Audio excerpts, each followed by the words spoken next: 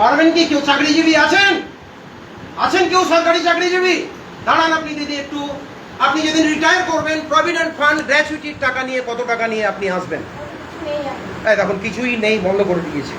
কিন্তু সচরাচর কি হয় যে একজন মানুষ 40 বছর কাজ করে রিটায়ার করার পর 60 লাখ 70 লাখ 80 লাখ টাকা নিয়ে প্রভিডেন্ট ফান্ডের গ্র্যাচুইটির টাকা নিয়ে যেদিন ব্যাংক থেকে বাড়ি আসবে ওই হাতে একটা দোতারা নিয়ে বাজাতে বাজাতে আসে, বন্ধু 3 দিন তোর বাড়িতে গেলাম দেখা পেলাম না রে। কারণ ও জানে যে 60-70 লাখ টাকা কিন্তু লবডঙ্কা ঘন্টা হবে না, কিচ্ছু হবে না, কিচ্ছু হবে না। তাহলে এখানে ইকোনমিক্স কি বলছে দেখুন আপনাকে, যে 3টি ক্লাস 3টি শ্রেণীর লোক যারা বাঁচবে। প্রথম শ্রেণী কারা? যারা এই স্ক্রিনের সাথে যুক্ত থাকবে। আপনার যদি সেই কর্মদক্ষতা থাকে, আপনার কাছে যদি সেই কর্মক্ষমতা থাকে, আপনার কাছে যদি প্রতিভা থাকে, আপনি সমস্ত কাজ ছেড়ে দিয়ে যে কোনো ভাবে হোক, যে কোনো আর্টিস্টকে ধরে হোক, প্রডিউসারকে ধরে হোক, ডাইরেক্টরকে ধরে হোক, আপনি শুধু একবার যদি একটা সিনেমায় কাজ করে নিতে পারেন না, কত লাখ কোটি টাকা পাবেন গো? 2-4 কোটি টাকা হয়ে যাবে তো নাকি? এবার বাই চান্স ভুল করে যদি 2-3টি সিনেমা করে নিলেন, তাহলে 10 কোটি টাকা হয়ে গেল। তারপরে আপনি ফেল না পাস না ফ্লপ না হিট পরের কথা, কিন্তু এতটুকু আপনি জেনে নিলেন যে এই যাত্রায় জীবন কিন্তু আমার সুরক্ষিত। This is the power off screen, power off screen. এইবার আজকে এই যে 50 জন বসে আছেন, অনেক সুন্দর সুন্দর মুখ আছে এখানে বসে, সুন্দরে ভরা, একদম টাইটম্বুর সুন্দরে পরিপূর্ণ, সৌন্দর্যে পরিপূর্ণ। যদি মনে হয় না যে আপনি এখানে স্ক্রিনে জায়গা করতে পারবেন, তাহলে নিজে স্ক্রিনের সাথে যুক্ত হন। যদি মনে হয় যে আমার জীবন যৌবন চলে গেল, তাহলে আপনার যে পরবর্তী প্রজন্ম, আপনার ছেলে মেয়ে আছে, তাদেরকে কোথায় নিয়ে আসুন? স্ক্রিন মুখ করার চেষ্টা করুন। একবার আপনার জেনারেশন ভুল করে যদি স্ক্রিনের সাথে অ্যাটাচ হয়ে যায় না, তার লাইফ সিকিউর। তাহলে এবার এখানে প্রশ্ন উঠছে, কাজল মনে মনে ভাবছে যে আমি তো পারবো না ভাই, কারণ আমার তো গায়ের রং কালো, আস্তে আস্তে এবার চুলটাও উঠবে, তাহলে আমার তো না পাবো সিনেমাতে হিরোর রোল, না পাবো ভিলেনের রোল, তাহলে আমি কি করবো রে ভাই? ঠিক প্রশ্ন উঠতে পারে তো। এখানে সেকেন্ড অপরচুনিটি আছে অর্থনীতির, কি যে যদি এখানে এই অপরচুনিটি আপনার না হয়, তাহলে দ্বিতীয় বিশ্ব অর্থনীতি আপনাকে দ্বিতীয় অপরচুনিটি দিচ্ছে। সেটা কি? সেটা হচ্ছে কি, মাঠের সাথে যুক্ত হয়ে যান। কিসের সাথে? মাঠের সাথে। আপনারা লক্ষ্য করছেন এই বিহারের একটা 14 বছরের বিস্ময় বালক, 15 বছরের বিস্ময় বালক, বৈভব সূর্যবংশী, একটা সিজন দাদা আইপিএল খেলে গেল, কত টাকা বাড়ি নিয়ে গেছে জানেন?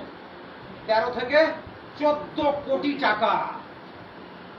এইবার পরবর্তী জীবনে আর যদি কিছু নাও চান্স পায় আইপিএলে, তার হাতের আঙুলটাই যদি ভেঙে গেল, ঠেলটাই যদি ভেঙে গেল, নাইবা পারলো ব্যাট ধরতে, কিন্তু মাঠের পাওয়ার এমন, তার সারাটা জীবন কিন্তু সিকিউর করে নিয়ে গেল। বুঝতে পেরেছেন? আজ দেখুন ফুটবলার, এক একটা ফুটবলার এসি মিলান থেকে অমুক ক্লাবে ট্রান্সফার ফি কত, 600 কোটি, 400 কোটি, 300 কোটি শুনে টিপ লেগে যাবে সাধারণ মানুষ। একটা সিজন খেলবে বলে কিন্তু ট্রান্সফার হয়। এবার আজকে যারা বসে আছেন না, তাদের যদি মনে হয় যে হাঁটুতে যদি ক্ষমতা থাকে, যদি মনে হয় যে বাহুর এই ক্ষমতা আছে এতে, তাহলে মাঠে নেমে পড়ুন না। পিছনে ফিরে তাকাতে হবে না দাদা, জীবনে এই করতে হবে না, এই গরমে বসতে হবে না, আপনাকে এত কষ্ট করতে হবে না। মাঠের সাথে যুক্ত হয়ে যান, আপনি এই জেনারেশনের সাকসেসফুল ম্যান হয়ে যাবেন। যদি মনে করেন যে আমার যাওয়ার সময় হয়ে গেল রে, আমার দ্বারা তো হলো না, অন্তত পক্ষে আপনি না পারলেও আপনার ছেলে মেয়েকে দিয়ে আপনার স্বপ্নটাকে সার্থক রূপায়ণ করার চেষ্টা করুন, তার জীবনটা সিকিউর হয়ে যাবে দাদা। দ্বিতীয় পথ। তৃতীয় পথ, যদি মাঠের সাথেও যদি আপনি যুক্ত না হতে পারেন, তাহলে আমাদের ওই মুর্শিদাবাদ মালদার লোক একটা কথা বলে যে আল্লাহ তাআলা যখন উপর থেকে আমাকে পাঠিয়েছে, সে কিন্তু আমাকে জোগাড়ও কিন্তু দিয়েছে, জোগাড়ও দিয়েছে আপনাকে। জন্ম যখন নিয়েছেন, সে কিন্তু আপনাকে আপনার অন্যর সংস্থানে কিন্তু তার সাথে সাথে আপনাকে সে পাঠিয়ে দিয়েছে। এবার তার জন্য আপনাকে কি দরকার? খুঁজতে হবে তো নাকি? নাকি না খুঁজলেই পেয়ে যাবেন? খুঁজতে আপনাকে হবে। এই দুটো অপরচুনিটি ফেল। তৃতীয় অপরচুনিটি কি? যে আপনি পর্দায় পারলেন না, মাঠে পারলেন না। থার্ড অপরচুনিটি বলছে যে এই দশকে যদি আপনি বাঁচতে চান, স্ক্রিনে যদি না যেতে পারলেন, মাঠে যদি না যেতে পারলেন, অন্তত পক্ষে স্টেজ ধরে নেওয়ার চেষ্টা করো বন্ধু। একবার যদি কোন রকম ভাবে স্টেজে পৌঁছে গেলে তাহলে আর দেখতে হচ্ছে না 2-4-10 জেনারেশন সিকিউর। তার সব থেকে বড় এক্সাম্পল রাজনীতি আজকের তারিখে কি কি রাজনীতি? এই সেবা নয় দাদা, এ নিজে মেরা খাবার ব্যবসা। আর রাজনীতি যদি বলেন করে গেছে কে? দেখুন জ্যোতি বাবুকে, দেখুন বুদ্ধদেব ভট্টাচার্যকে, দেখুন বিনয় কামারকে, দেখুন প্রমোদ দাসগুপ্তকে, দেখুন বিনয় চৌধুরীকে। আজও আপনার দক্ষিণ 24 পরগনার যারা প্রাক্তন বামপন্থী আমলের মন্ত্রীগুলো, তাদের ঘর দেখলে তারা বলবে তাদের দৈন্য দশা ফুটে উঠবে।